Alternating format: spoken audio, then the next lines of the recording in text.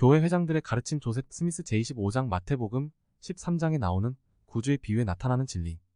왕국의 수레바퀴는 여호와의 강력한 팔에 의해 여전히 앞을 향해 구르고 있으며 모든 반대에도 불구하고 그분의 말씀이 모두 성취될 때까지 계속해서 구를 것입니다. 조셉 스미스의 생애에서 커틀랜드 성전 공사가 완성되어 갈 무렵 조셉 스미스와 성도들은 그곳에서 그들이 받게 될 커다란 축복을 위해 자신들을 준비하기 시작했다. 형제들이 성전 헌납을 위해 준비하는 데 도움이 될 장로 학교의 학기가 1835년 11월에 시작되었다. 이 학교는 이전에 운영되었던 선지자 학교에 이어 1834년에 설립되었다. 다른 과목들과 함께 조셉 스미스와 다른 형제들은 대부분의 구약 전서에 사용된 원어인 히브리어를 공부했다. 이 기간 동안 기록한 선지자의 일지를 보면 그는 거의 매일 히브리어를 공부했으며 종종 하루에도 몇 시간씩 공부하곤 했다. 일지에 적혀있는 내용을 보면 히브리어를 읽으면서 하루를 보냈다. 혹은 학교에 참석하여 히브리어를 읽었다. 라는 내용의 글들이 포함되어 있다. 1836년 1월 19일에 그는 이렇게 기록했다. 학교에서 하루를 보냈다. 주님은 우리가 공부하는 것을 축복해 주셨다. 오늘 우리는 히브리어 성경을 읽기 시작했는데 매우 성공적이었다. 마치 주님께서 원어로 된 그분의 말씀을 이해할 수 있도록 놀라운 방법으로 우리의 마음을 열어주시는 듯 했다. 한 달 후 그는 이렇게 기록했다. 학교에 참석하여 평소처럼 읽고 번역했다. 주님의 말씀을 원어로 읽으면서 내 영혼은 기쁨을 느꼈다. 조셉 스미스가 장로 학교에서 경험한 것은 경전에 대한 그의 사랑을 나타낸 단적인 예라 할 수 있다. 그는 경전을 부지런히 연구했으며 경전에서 평생토록 위안과 지식과 영감을 찾았다. 중요한 사실은 조셉 스미스가 성경의 한 구절 때문에 14세였을 때 하나님께 지혜를 구하여 첫 번째 시연을 보았다는 점이다. 야고보서 1장 5절 참조. 선지자의 기록과 설교는 경전의 인용과 해석으로 가득하다. 왜냐하면 그가 경전을 광범위하고 깊이 있게 공부한 결과 경전은 그의 사고에서 떼낼 수 없는 일부가 되었기 때문이다. 그는 가르칠 때 경전을 직접 인용하고 언급했으며 다른 말로 설명하고 설교할 때 기본 자료로 활용했다. 1844년 4월 조셉 스미스는 저는 경전을 알고 이해합니다. 라고 말했다. 그는 탁월한 경전 지식으로 인해 큰 권능으로 명료하게 경전을 가르치고 해석할 수 있었으며 그가 말하는 것을 들은 많은 사람들은 그러한 능력을 기억했다. 브리검 영 회장은 선지자가 경전을 가지고 누구나 이해할 수 있도록 분명하고 알기 쉽게 설명할 수 있었다고 회고했다. 웬들 메이슨은 이렇게 회고했다. 다른 많은 사람들처럼 저도 선지자 조셉 스미스가 대중 앞에서나 사적인 자리에서나 해가 뜨거나 비가 오거나 연단에 서서 가르치는 것을 들었습니다. 우리 집과 그의 집에서 저는 그분과 가까워졌으며 하나님으로부터 가르침을 받지 않았다면 어떤 사람도 경전을 그처럼 잘 설명하고 의미를 잘못 이해하는 사람이 없도록 참으로 분명하고 쉽게 이해시킬 수 없었다는 것을 압니다. 저는 때때로 제 자신이 부끄러웠습니다. 왜냐하면 저는 어렸을 때부터 경전을 공부했음에도 불구하고 그가 설명할 때면 그토록 분명하게 드러나는 것을 깨닫지 못하고 있었기 때문입니다. 그는 마치 열쇠를 돌려 지식의 문을 활짝 열고 오래된 혹은 새로운 값진 원리들을 밝혀내는 듯 했습니다. 경전에 대한 선지자의 지식은 다음 편지에서 분명히 나타난다. 그 편지에서 그는 마태복음 13장에 대한 구주의 비유에 대해 선지자적인 해석을 해주었다. 그는 이 비유들이 구주의 시대에 있었던 교회 설립과 후기의 놀라운 성장과 운명에 대해 설명해준다고 가르쳤다. 구주께서는 그분의 가르침을 믿는 자들은 더 큰 빛을 얻는 반면 그분의 가르침을 거절하는 자들은 그들이 받았던 빛마저도 잃게 된다는 것을 비유로 가르치셨다. 제자들이 구주께 나와 이르되 어찌하여 그들에게 비유로 말씀하시나이까? 저는 이 질문에서 사용한 그들에게 란 군중을 가리킨다고 말씀드리고 싶습니다. 대답하여 이르시되 제자들에게 말씀하시는 것입니다. 천국의 비밀을 아는 것이 너희에게는 허락되었으나 그들에게는 즉 믿지 않는 사람들에게는 아니 되었나니 무릇 있는 자는 받아 넉넉하게 되되 없는 자는 그 있는 것도 빼앗기리라. 이 마태복음 13장 10에서 12절. 우리는 이 말씀에서 선지자들의 증언에 따라 오실 메시아를 이전부터 고대했으며 당시 메시아를 찾고 있었지만 그가 그들의 구주임을 알기에는 믿음이 부족하여 충분한 빛을 가지지 못했던 사람들은 그가 참된 메시아였으므로 실망할 수밖에 없었고 이 주제에 대해 그들이 가졌던 모든 지식마저 잃거나 그에 대한 모든 빛, 이해, 신앙을 잃게 되었음을 알 수 있습니다. 그러므로 더 큰 빛을 받아들이지 않는 사람은 자신이 갖고 있던 빛마저 빼앗기게 됩니다. 만약 여러분 안에 있는 빛이 어둠이 된다면 그 어둠은 얼마나 크겠습니까? 구주께서는 이렇게 말씀하셨습니다. 그러므로 내가 그들에게 비유로 말하는 것은 그들이 보아도 보지 못하며 들어도 듣지 못하며 깨닫지 못함이니라. 이사야의 예언이 그들에게 이루어졌으니 일렀으되 너희가 듣기는 들어도 깨닫지 못할 것이요 보기는 보아도 알지 못하리라. 이 마태복음 13장 13에서 14절. 이제 우리는 이 선지자 이사야가 말한 바와 같이 그들이 메시아를 받아들이려 하지 않았던 이유는 바로 그들이 이해하거나 알려 하지 않았고 보고도 깨닫지 못했기 때문입니다. 이 백성들의 마음이 완악하여져서 그 귀는 듣기에 둔하고 눈은 감았으니 이는 눈으로 보고 귀로 듣고 마음으로 깨달아 돌이켜 내게 고침을 받을까 두려워함이라. 이 마태복음 13장 15절. 그러나 그분은 제자들에게 무엇이라고 말씀하셨습니까? 너희 귀는 들음으로 복이 있도다. 내가 진실로 너희에게 이르노니 많은 선지자와 의인이 너희가 보는 것들을 보고자 하여도 보지 못하였고 너희가 듣는 것들을 듣고자 하여도 듣지 못하였느니라. 이 마태복음 13장 16에서 17절. 여기에서 한 가지 주목해야 할 점이 있습니다. 제자들이 복을 받도록 해준 바로 그 원리는 그들이 눈으로 보고 귀로 들을 수 있도록 허락되었기 때문이었다는 사실입니다. 그분의 말씀을 받아들이지 않은 무리에게 저주가 임했던 원인은 그들이 기꺼이 눈으로 보고 귀로 들으려 하지 않았기 때문입니다. 그것은 그들이 보고 들을 수 없었거나 그럴 특권을 받지 못했기 때문이 아니라 그들의 마음이 죄와 가증함으로 가득했기 때문입니다. 너희도 너희 조상과 같이 항상 성령을 거스르는도다. 사도행전 7장 51절. 그들이 그렇게 마음을 강팍하게 하리라는 것을 미리 본 선지자는 이를 분명하게 지적했습니다. 즉, 세상이 정죄받은 까닭은 빛이 세상에 왔으나 사람들이 자기 행위가 악함으로 빛보다 어둠을 택했기 때문이라는 것입니다. 구주께서는 이 점을 참으로 명백하게 가르쳐 주셨기 때문에 아무리 경전을 가볍게 읽고 지나치는 사람이라 할지라도 잘못 이해할 수는 없습니다. 하나님의 종이 진리를 가르칠 때 사람들은 모든 것이 불명확하며 비유로 되어 있으니 이해할 수 없다고 말하는 버릇이 있습니다. 그들이 볼 수 있는 눈을 가지고도 보지 못하는 것이 사실이며 보려고 하지 않는 자들만큼 눈먼 사람들도 없습니다. 구주께서는 그런 자들을 향해 말씀하시지만 그분의 제자들에게는 분명히 설명해 주셨습니다. 그러므로 우리는 우리 조상의 하나님께 참으로 겸손해져야 합니다. 하나님께서 우리를 위해 이 모든 것을 기록으로 남기셨으니 만일 우리가 눈을 뜨고 잠시 편견 없는 마음으로 읽는다면 바알의 제사장들의 노력과 영향이 아무리 강하다 하더라도 우리의 눈을 멀게 하거나 우리의 이해력을 둔화시키지는 못할 것입니다. 씨 뿌리는 자의 비유는 복음 전파의 결과들을 보여준다. 그것은 또한 구주께서 절정의 시기에 그분의 왕국을 설립했음을 보여준다. 구주께서 마태복음 13장에 수록되어 있는 이 아름다운 말씀과 비유를 말씀하셨을 때 그분께서는 그분의 말씀을 듣고자 몰려드는 무리 때문에 배에 앉으셨습니다. 그리고 그분께서는 다음 말씀으로 그들을 가르치기 시작하셨습니다. 씨를 뿌리는 자가 뿌리러 나가서 뿌릴새 더러는 길 가에 떨어짐에 새들이 와서 먹어버렸고 더러는 흙이 얕은 돌밭에 떨어짐에 흙이 깊지 아니하므로 곧 싹이 나오나 해가 돋은 후에 타서 뿌리가 없으므로 말랐고 더러는 가시떨기 위에 떨어짐에 가시가 자라서 기운을 막았고 더러는 좋은 땅에 떨어짐에 어떤 것은 100배, 어떤 것은 60배, 어떤 것은 30배의 결실을 하였느니라. 귀 있는 자는 들으라 하시니라. 이 마태복음 13장 3에서 9절. 그러나 씨 뿌리는 자의 비유에 대한 설명을 들어보십시오. 누구든 천국 말씀을 듣고 깨닫지 못할 때에는 악한 자가 와서 그 마음에 뿌려진 것을 빼앗나니 그 마음에 뿌려진 것이라는 표현에 유의하십시오. 이는 곧 길가에 뿌려진 자요.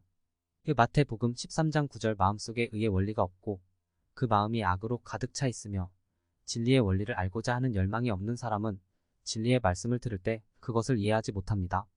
그들은 의를 구하는 마음이 없기 때문에 악마가 그들의 마음에 뿌려진 진리의 말씀을 빼앗아 가는 것입니다. 우돌밭에 뿌려졌다는 것은 말씀을 듣고 즉시 기쁨으로 받되 그 속에 뿌리가 없어 잠시 견디다가 말씀으로 말미암아 환난이나 박해가 일어날 때에는 곧 넘어지는 자요. 가시떨기에 뿌려졌다는 것은 말씀을 들으나 세상의 염려와 재물의 유혹에 말씀이 막혀 결실하지 못하는 자요. 좋은 땅에 뿌려졌다는 것은 말씀을 듣고 깨닫는 자니 결실하여 어떤 것은 100배, 어떤 것은 60배, 어떤 것은 30배가 되느니라 하시더라. 그 마태복음 13장 20에서 23절. 이와 같이 구주께서는 그분이 말씀하신 비유를 제자들에게 설명하셨으며 그분의 말씀을 믿는 자들의 마음에 조금이라도 의문이나 어둠을 남겨두지 않으셨습니다. 우리는 예수님의 비유의 말씀을 경청하던 당시의 무리 혹은 구주께서 지칭하신 것처럼 세상이 그분의 비유에 대한 설명을 받아들이지 않는 이유는 불신앙 때문이었다는 결론을 내릴 수 있습니다. 그분께서는 여러분 그분의 제자들 이 하나님 왕국의 비밀을 알도록 허락하셨다고 말씀하십니다. 마태복음 13장 11절 참조 왜 그렇습니까? 그것은 그분에 대해 그들이 갖고 있는 확신 때문입니다. 이 비유는 말씀의 전파로 초래되는 효과를 명시하기 위해 전해진 것입니다. 우리는 또한 그 비유가 그 당시의 왕국의 도래 곧 시작을 직접 암시하고 있다고 믿습니다. 그러므로 우리는 그때부터 이 세상의 끝까지 왕국에 대한 그분의 모든 말씀을 계속 상고해야 할 것입니다. 씨를 뿌리는 자가 뿌리러 나가서 뿌릴새 덜어는 길가에 떨어지고 덜어는 좋은 땅에 떨어짐에 결실을 하였느니라.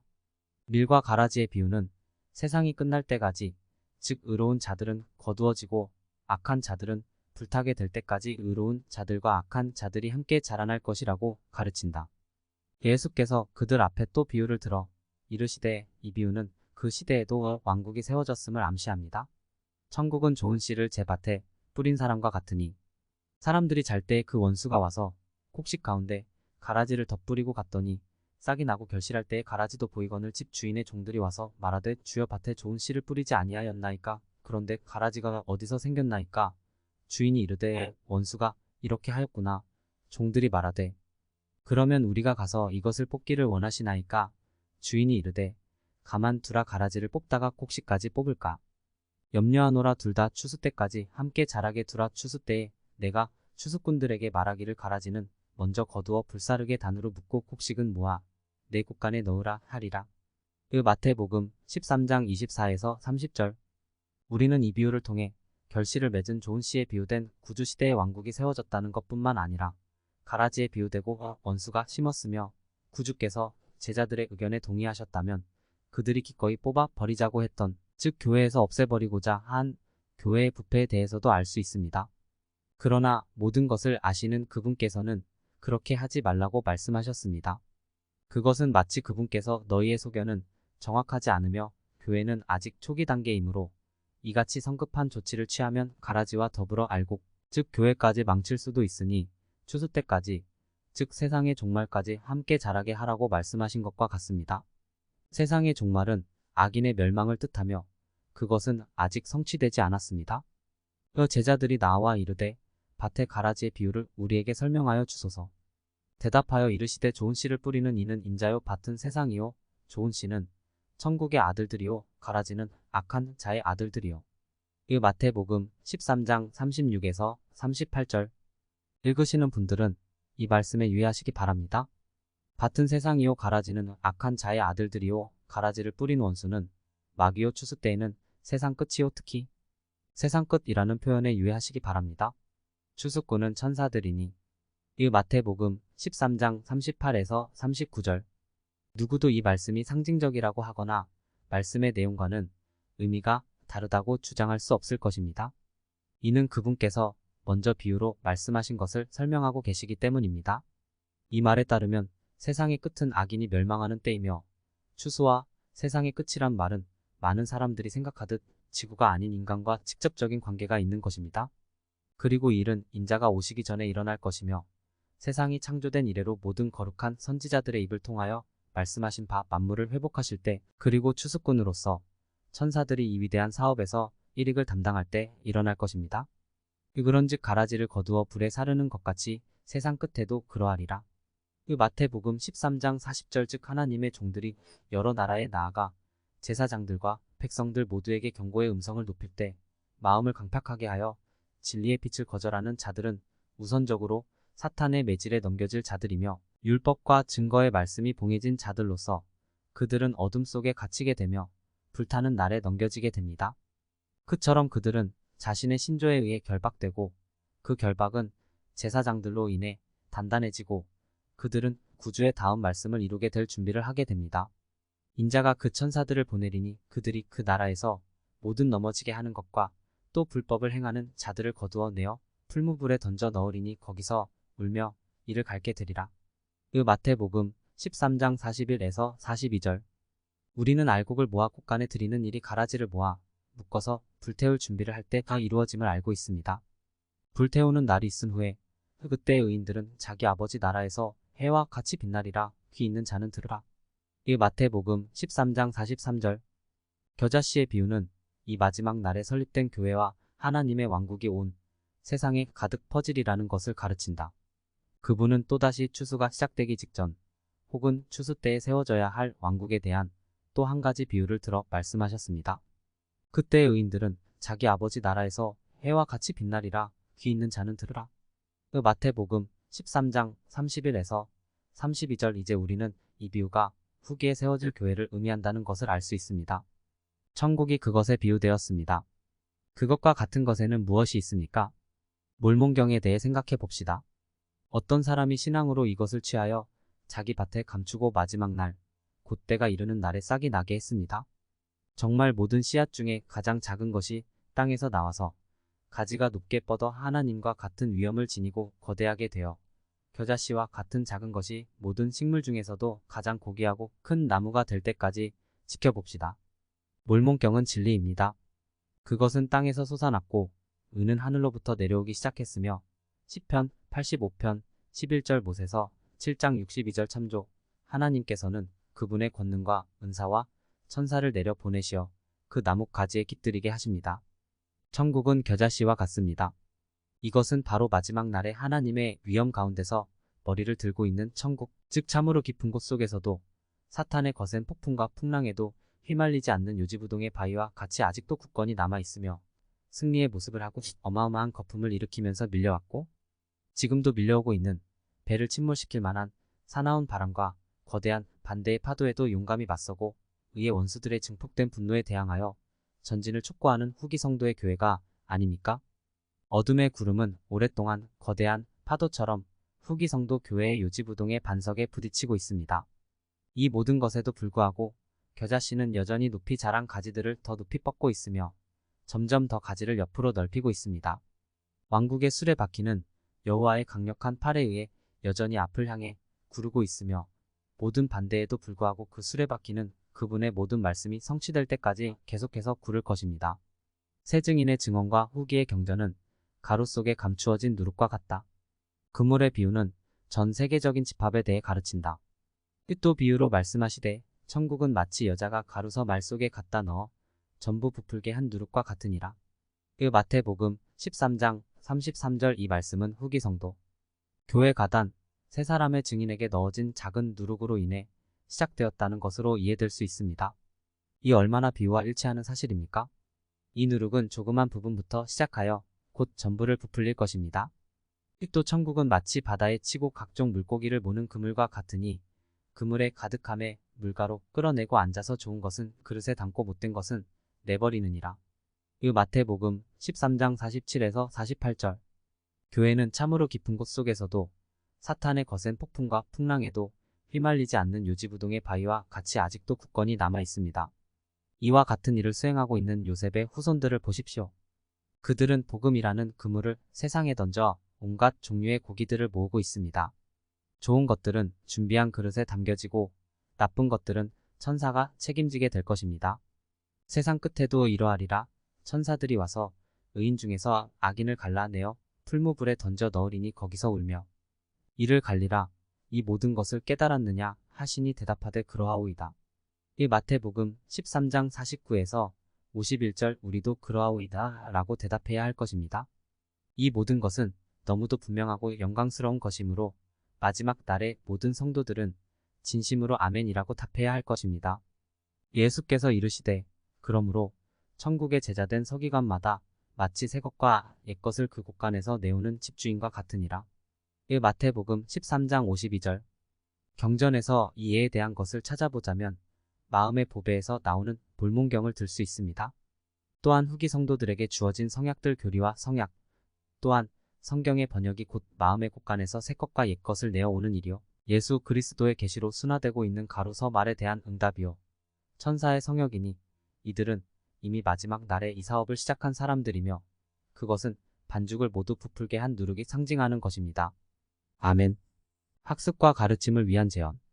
본장을 공부하거나 가르칠 준비를 할 때 다음 제언을 고려한다. 도움이 더 필요할 경우 에서 쪽을 참조한다. 293에서 294쪽을 복습한다. 우리는 조셉 스미스의 모범을 통해 우리 자신의 경전 공부를 도와주는 어떤 것을 배울 수 있는가? 때때로 구주께서 왜 비유를 통해 가르치시는지에 대해 조셉 스미스가 설명한 부분을 복습한다. 295에서 296쪽 우리가 복음의 진리를 배울 때 우리의 눈으로 보고 귀로 듣는다는 것은 무엇을 의미한다고 생각하는가? 여러분은 우리가 기꺼이 더 큰 빛을 받아들이려 하지 않을 경우 어째서 있는 빛도 빼앗길 것이라고 생각하는가? 더 많은 복음의 빛을 받기 위해 여러분이 해야 할 일에 대해 생각해 본다. 씨 뿌리는 자의 비유를 공부한다.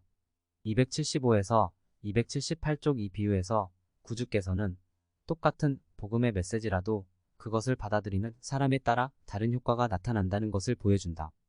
어째서 마음이 악으로 가득 차 있는 사람에게서는 하나님의 말씀이 자랄 수 없는가? 왜 어떤 사람들은 환난과 박해로 인해 하나님의 말씀을 저버리는가? 어떤 면에서 세상의 염려와 재물의 유혹은 우리 안에 있는 말씀을 시들게 할 수 있는가? 우리는 씨앗이 우리 안에 뿌려질 때 어떻게 우리의 땅 이좋게 할 수 있는가? 부모는 자녀들이 말씀을 받아들이도록 마음을 준비하는 것을 돕기 위해 무엇을 할 수 있는가? 밀과 가라지의 비유에서 299에서 301쪽 밀은 의로운 사람들 혹은 천국의 아들들을 나타낸다. 가라지는 악한 자의 아들들을 나타낸다.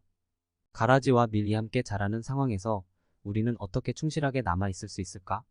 교리와 성약 86편 1에서 7절은 여러분이 이 비유를 이해하는 데 어떻게 도움이 되는가? 오늘날의 교회는 어떤 면에서 겨자씨의 비유에서 자라는 나무와 같은가? 몇 가지 예를 위해 301에서 302쪽을 참조한다. 302에서 303쪽을 검토한다. 누룩은 빵 반죽을 부풀어 오르게 하는 물질이라는 점에 유의한다. 후기 성도 경전은 어떤 면에서 교회를 위한 누룩과도 같은가? 경전은 어떤 면에서 여러분에게 개인적으로 누룩과 같은가? 후기의 경전은 어떤 면에서 새것과 옛것의 보화와 같은가? 복음 그물의 비유에서 303쪽 그물이 각종 고기를 모으는 것은 왜 중요하다고 생각하는가? 오늘날 이 비유는 어떻게 성취되고 있는가? 관련 선고 누가복음 8장 4에서 18절 엘마서 12장 9에서 11절 교리와 성약 86편 1에서 11절 101편 63에서 68절